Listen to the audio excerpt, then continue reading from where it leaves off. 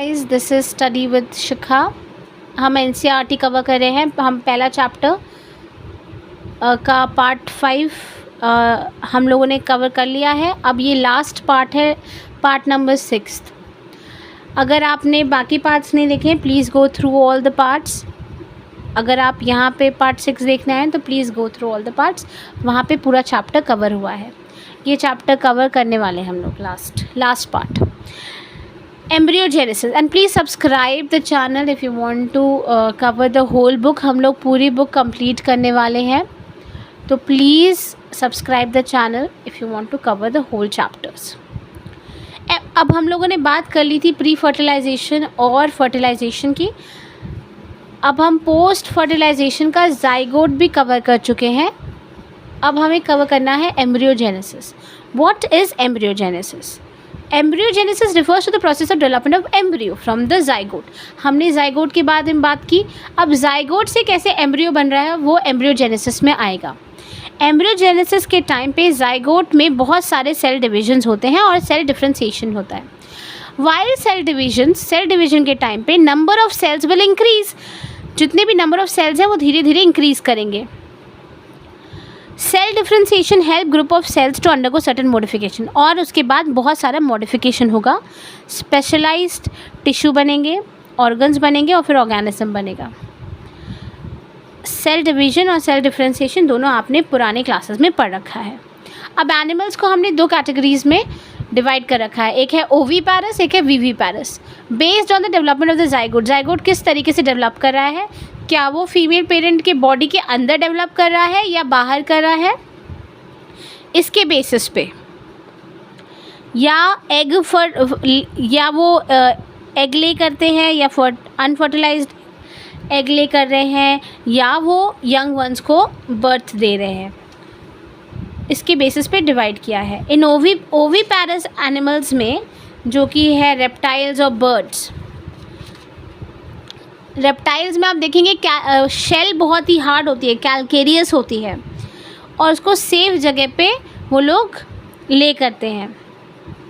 After a period of incubation फिर young ones को incubation दिया जाता है, उसके ऊपर गर्माहट दी जाती है, वो बर्ड्स उस पर बैठती हैं, ठीक है, या रेप्टाइल्स जो है उसके ऊपर बैठते हैं, फिर उसमें से बच्चा निकलता है। ऑन दी अदर हैंड हम वीवीपैरस की बात करें, वीवीपैरस एनिमल्स की, तो मेजॉरिटी जो मैमल्स हैं या ह्यूमन बीइंग्स हैं, यहाँ पे क्या होता है, जाइगोट डेवलप करता है यंग वन में और वो फीमेल बॉडी के अंदर रहता है। फिर एक स्टेज के बाद सर्टेन ग्रोथ ऑफ बच्चा जब ग्रो करता है फीमेल बॉडी के अंदर, उसके बाद एक स्टेज के बाद डिलीवर हो जाता है। प्रेगनेंसी के बाद जिस तरीके से फीमेल बॉडी से डिलीवर हो जाता है, उसका एग्जाम्पल यहाँ पे दिया हुआ है वीवीपैरस में, जहाँ पे बेबी को हम लोग डिलीवर करते हैं, ठीक है। यहाँ पे प्रॉपर एम्ब्रियोनिक केयर हो रही होती है, और चांसेस जो है बच्चे के बचने के वो भी बहुत ज़्यादा होते हैं, क्योंकि वो बॉडी फीमेल बॉडी के अंदर में ही होता है। I hope this is clear to everybody. तो हमने अभी बात की ओवीपैरस एंड वीवीपैरस। ओवीपैरस में एग ले करते हैं, इनका जो शेल है बहुत हार्ड होता है, एनवायरनमेंट में दे ले एग इन एनवायरनमेंट। उसके बाद इंक्यूबेशन पीरियड के बाद जो यंग वंस हैं वो बाहर निकल जाते हैं, दे हैच आउट। दूसरा हमने देखा वीवीपैरस एनिमल्स में डायरेक्ट बच्चे को जन्म दिया जाता है, the female organism, after a period of time. कुछ सर्टन स्टेजेस है, जैसे आप ह्यूमन्स का एग्जाम्पल ले सकते हैं, after 9 months of pregnancy the baby is delivered out of the body. उसके बाद हम बात करेंगे फ्लावरिंग प्लांट्स की। यहाँ पे क्या हो रहा होता है, जाइगोट जो है ओव्यूल के अंदर फॉर्म हुआ है। फर्टिलाइजेशन के बाद सेपल, पेटल, स्टेमन जो फ्लावर के हैं वो गिर जाते हैं, ठीक है, टूट के गिर जाते हैं, और जो पिस्टल है वो अटैच रहता है, और जाइगोट जो है वो एम्ब्रियो में चेंज हो जाता है। अब यहाँ पे बहुत इंपॉर्टेंट चेंज होता है, जो ओव्यूल है वो सीड में चेंज हो जाता है, और जो ओवरी है वो फ्रूट में चेंज हो जाती है। या बचपन से पढ़ रहे हैं, वेरी वेरी इंपॉर्टेंट। क्या चेंजेस हो रहे हैं?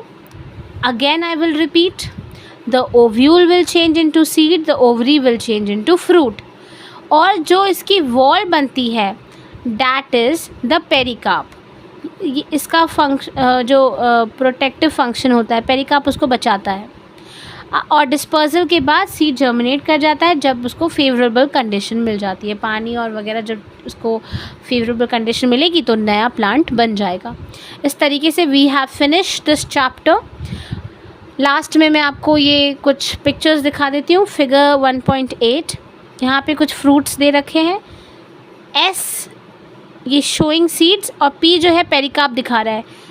आप पी में देखिए, मटर में देखिए, बाहर की कवरिंग को हम पेरिकार्प बोल रहे हैं और अंदर को हम बोल रहे हैं ये सब सीड्स हैं जो हम खाते हैं मटर में, वो सीड्स हैं। नेक्स्ट जो है ये भी एक एग्जांपल दे रखा है डिफरेंट टाइप्स ऑफ फ्रूट। यहाँ पे भी सीड है, ये संतरे और नींबू वगैरह में आप देखते हैं। और आप जब भी सब्ज़ी काटोगे आप इस तरीके का पैटर्न देखोगे तो डिफरेंट टाइप का पैटर्न है। यहाँ पे ये जो बाहर का पी कवर देख रहे हैं that is the pericarp which protects the fruit, और एस पार्ट है वो सीड दिखा रहा है। ये देखिए सीड यहाँ पे निकले हुए हैं, इस तरीके से सीड है, और यहाँ पे ये सीड है और ये पेरिकार्प है बाहर की कवरिंग। यहाँ पे बाहर की कवरिंग ये है और सीड अंदर के साइड में, और ये डिफरेंट ओरिएंटेशन है, डिफरेंट तरीके से सीड लगे होते हैं इसी तरीके से। I hope this chapter is very clear to you all. मैं फिर से आपको बताना चाहूँगी, अगर आप इसी तरीके से मेरे साथ बायोलॉजी NCERT पूरा कंप्लीट करना चाहते हैं तो प्लीज़ सब्सक्राइब माई चैनल। ये 6 पार्ट्स में मैंने वीडियोज़ ऑलरेडी अपलोड कर दिए हैं चैप्टर 1 के। And subscribe the channel and like the channel if you want to complete whole book with me. Thank you so much. आप जितना ज़्यादा लाइक करेंगे, जितना ज़्यादा उसको शेयर करेंगे, उतना ही आसानी से मैं बाकी चैप्टर्स कवर कर पाऊँगी। If you have any doubt you can comment in the comment section. कोई इशू है, अगर आप चाहते हैं कि मैं और ये पूरी एक्सरसाइजेज़ भी लूँ साथ में, ये सारी एक्सरसाइजेज़ के आंसर्स आपको बताऊं, तो आप बिल्कुल मेरे से बोल सकते हैं। Till now we will complete the whole chapter. Thank you so much.